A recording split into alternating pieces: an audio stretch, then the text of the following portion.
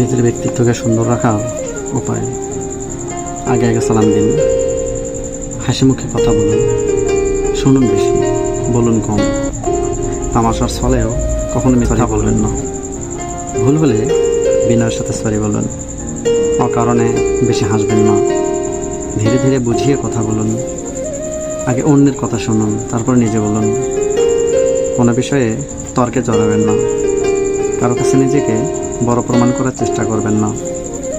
রাগ নিয়ন্ত্রণে রাখুন, কেউ ভুল করলে ক্ষমা করুন, ছোট বড় সবাইকে সম্মান করুন, কথা দিয়ে কথা রাখুন।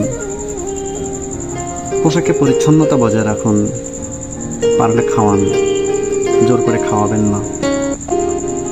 খাবার সামনে এলে আগে অন্যকে দিন, ব্যবহারে নম্রতা বজায় রাখুন। ইনশাআল্লাহ।